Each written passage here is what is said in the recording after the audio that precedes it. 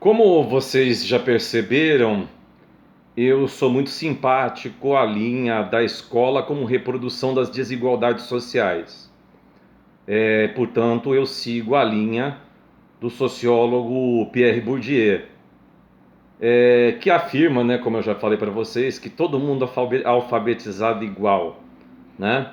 Desde o filho do pedreiro ao filho do mais ilustre industrial, porque o ABCD, o alfabeto e os números são universais. Só que de repente, pode estar numa escola de terra batida e o outro está numa escola onde você já tem a realidade virtual. Então a escola, ela não é uma promotora da igualdade social. Muito pelo contrário, a escola, ela aprofunda as desigualdades sociais. Como? Nesse artigo que eu escrevi aí embaixo para vocês, eu estou comentando a criação dos institutos federais. Em 2008, foi criada uma rede federal que, basicamente, eu posso dizer para vocês que quem se doeu foi o Cristóvão Buarque. O Cristóvão Buarque queria federalizar o ensino médio e a educação básica. O Lula, bem assessorado que foi, ele se antecipou. Ele em 2008 converteu o Cefet e as escolas técnicas isoladas numa rede e colocou inclusive o Colégio Dom Pedro II, que foi o colégio que formou Manuel Bandeira, a elite do Rio. Então está o Colégio Dom Pedro II. Aqui onde eu estou, no município de Seropédica, tem uma escola de aplicação da Universidade Federal Rural do Rio de Janeiro. Alguns Cefetes, Centros Federais, né, de tecnologia, foram transformados em Instituto Federal. E Minas Gerais e o Rio de Janeiro preferiram continuar com a identidade de Cefet, né? Mas afinal de contas, o que 2008 representou para a rede federal? Eu faço uma seguinte leitura. Como o Lula era torneiro mecânico, Antônio Gramsci foi um intelectual italiano que dizia que não existia intelectual, que até um metalúrgico poderia escrever livro. Esse negócio do diploma era uma coisa da burguesia. Você poderia desenvolver intelectuais orgânicos dentro da classe trabalhadora. Então, quando em 2008 é criada a Rede Federal de Educação Tecnológica, né, ela é pensada não como o Sistema S.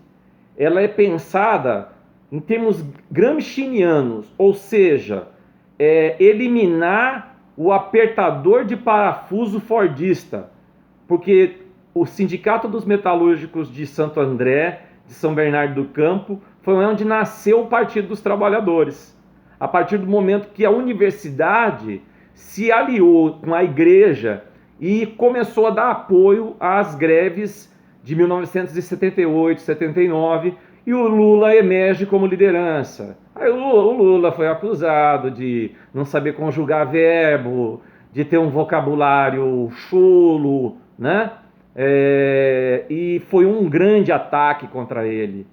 Eu acredito que em 2008 a proposta foi transformar a rede federal numa escola técnica que ao mesmo fosse multinível e fosse flexível. Flexível em relação ao quê? Flexível em relação às modalidades. Então você tem a modalidade EJA, né? Você tem a modalidade educação no campo, você tem a modalidade educação indígena, que são flexibilidades feitas em 1996 na Lei de Diretrizes e Bases. Então o que aconteceu? O ensino médio no Brasil, e até hoje, ele está numa crise tremenda. 50% dos jovens brasileiros abandonam o ensino médio porque engravidam alguém, não veem perspectiva no diploma, o que não está de todo errado. Realmente, o diploma de curso superior hoje não te garante uma vida de classe média. Isso é uma ilusão. Você tem uma massificação. Quem está interessado no sucateamento da educação são os grandes grupos de faculdades particulares que são aí unidas aí e fazem vestibulares praticamente somente para cumprir pro forma. Então a rede federal ela veio para transformar o ensino técnico num ensino de pesquisa. Por isso que professores com mestrado e doutorado começaram a dar aula para ensino médio e para Proeja. Eu fui professor de Proeja.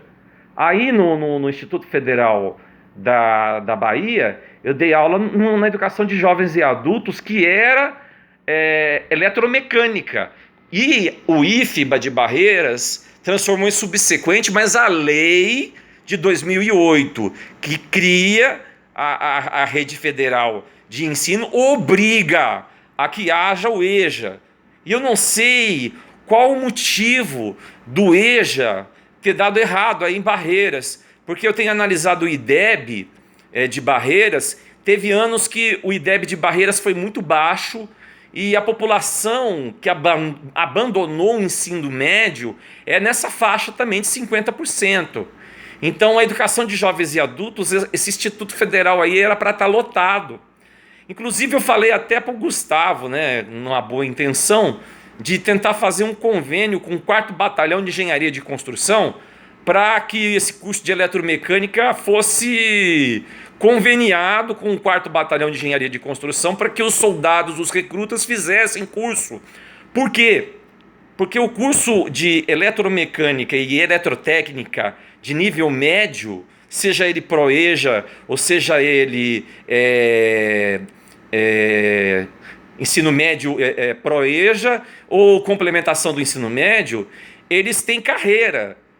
Você tem hoje nas Forças Armadas Brasileiras a carreira de praça. Você pode ser um sargento da área de eletrotécnica. Você na indústria tem uma demanda enorme para esse tipo de profissional, né? E a crítica que se faz ao Instituto Federal é que ele tenta intelectualizar o aluno, e que não está de todo errado. Por exemplo, eu dou a disciplina de Sociologia para um Proeja, que é uma andragogia. O que é uma andragogia?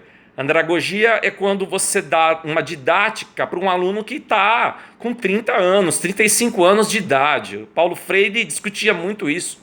Paulo Freire falou que quando ele alfabetizava na zona rural de Pernambuco, um homem de 45 anos, quando escreveu o nome da mãe dele no quadro, começou a chorar.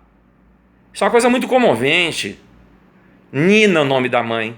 Ele escreveu Nina e começou a chorar. Que era praticamente um ser humano, segundo Paulo Freire, congelado. Esse ser humano ele foi alienado ele foi um ser humano que não realizou seu potencial. Então, a Rede Federal de Educação, o Instituto Federal de Educação, no caso aí, ele é prioritariamente para as licenciaturas nas áreas de ciências exatas, né? Dificilmente você pode criar no Instituto Federal um curso de direito, por exemplo. A legislação que foi idealizada em 2008 por ele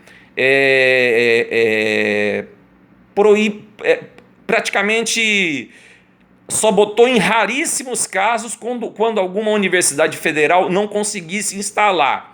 Então foi dividida a carreira. Você tem uma carreira feita pela 12.772 de 2012, que fala do magistério federal. Você tem o MS, que é o professor do magistério superior, Universidade Federal, e o professor EBTT, que é o meu caso, o caso do Anderson, o caso do pessoal aí, ensino básico, técnico e tecnológico. Mas mesmo assim, não está a palavra licenciatura, nem a palavra bacharelado, né? Você tem um problema aí semântico grave, porque o professor do Instituto Federal é multinível. E outro problema seríssimo que tem acontecido na instituição é que os professores têm mestrado e doutorado, publicam, e isso para um aluno de Proeja, que está mais ou menos há uns 10, 12 anos afastado, você falar, por exemplo, das relações entre Estado e sociedade civil, representatividade, você falar sobre ontologia, você falar sobre psiquismo em Freud, você falar sobre recalque e sublimação na psicanálise. Rapaz, é o que o Bourdieu chama de violência simbólica, que é o conteúdo escolar que humilha o aluno da classe operária, porque ele não tem como dialogar, ele não tem como aprender, por exemplo, que laranja em inglês é orange, e chegar na casa dele, que é digamos, uma casa numa comunidade rural, e falar: ó, mãe, uma mãe semi-analfabeta, o nome disso aqui em inglês é orange. E não vai fazer sentido nenhum para a mãe dele. Ele chama isso de capital intelectual, o capital simbólico, que é o que a partir da quinta série, da sexta série, começa a acontecer. Todo mundo é alfabetizado igual, mas a partir da quinta e da sexta série acontece um fenômeno que é justamente o hábitos. A família, por ter um capital intelectual alto, transmite isso para os filhos. O que eu tenho visto de errado nos institutos federais é que a classe média tem usado os institutos federais, principalmente o ensino médio dos institutos federais, para poder prestar o Enem. Isso é um desvio de finalidade da proposta inicial dos institutos. Os institutos não deveriam ser preparatório para Enem nenhum. Os institutos são para formar técnicos, que, consequentemente, se quiserem fazer curso superior, continuam dentro da instituição. É uma instituição que ela devia ser totalmente cotizada para escolas, para alunos oriundos de escola pública e oriundos por cotas, por uma questão histórica de exclusão, por exemplo, dos negros quilombola, da escolarização. Então ela é uma escola que deveria ser escola do aluno vulnerável, o aluno que precisa de assistência social, o aluno que precisa de restaurante universitário, um bom restaurante com preço acessível. Isso não foi feito até hoje em Barreiras.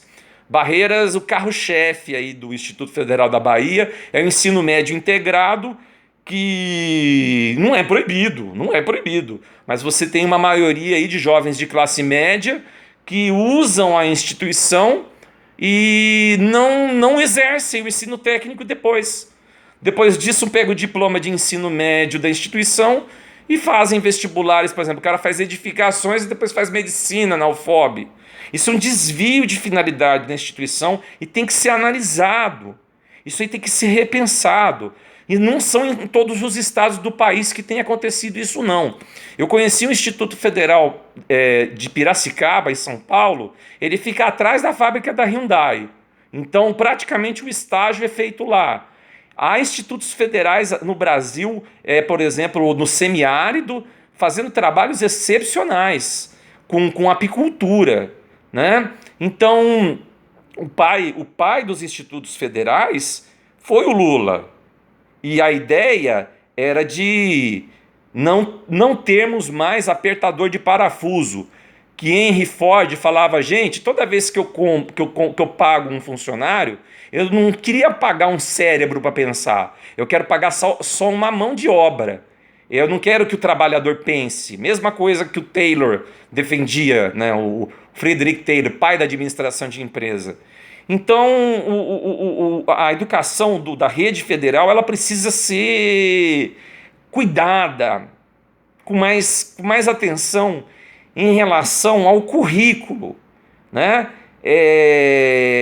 Nós estamos com problemas aí de evasão, agora com o problema do Covid, isso está acontecendo no Brasil todo.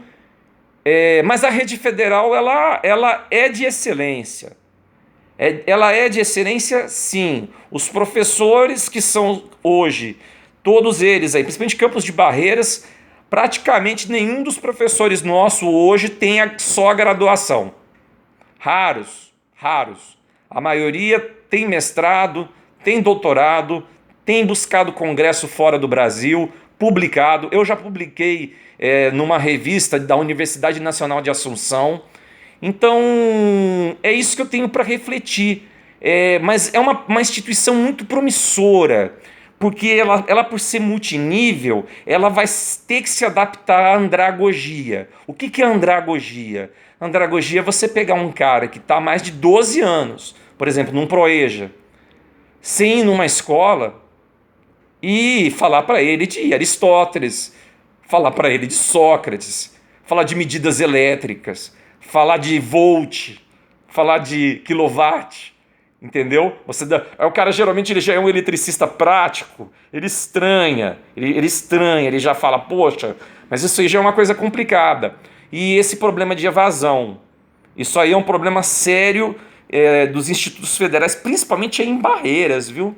Mas eu andei pelo Brasil, tem institutos federais muito atuantes, viu? O de Piracicaba, praticamente, você termina o de Piracicaba, você já se torna um operário da Hyundai. É coladinho o instituto, né? O polo de Curitiba é um polo de jogos eletrônicos, então tem cursos de tecnólogo lá, voltados só para criarem jogos digitais. Em relação à matemática, nós temos aí, eu vou fazer uma estimativa num livro que eu estava lendo. Nós temos uma carência de 50 a 70 mil licenciados em matemática no Brasil. A grande parte deles tem vindo de EAD, que eu não tenho nada contra, viu? Esses dias eu recebi reclamações aí, a aula da EAD não tem ninguém para interromper. Até agora eu não fui interrompido. Eu estou dando meu conteúdo. Então, são essas as reflexões. Eu acho que se reprova muito na licenciatura de matemática. Eu acho que o ensino noturno do IFBA ele deveria se adequar a um novo paradigma que fosse um bom restaurante universitário, bolsas de assistência estudantil para o aluno do noturno e que tivesse uma didática menos rigorosa. O curso de licenciatura em matemática tem formado 2, 3 pessoas por ano. Isso aí é um custo inadmissível, é caro. A mão de obra de um professor é cara. Um professor ganha 13 mil, 14 mil reais. É um salário praticamente acima do que o mercado paga. Um cursinho, uma escola particular pagam 3 mil, 4 mil reais para você formar 3 alunos, 4 alunos por ano. Tem alguma coisa errada e eu espero que vocês debatam.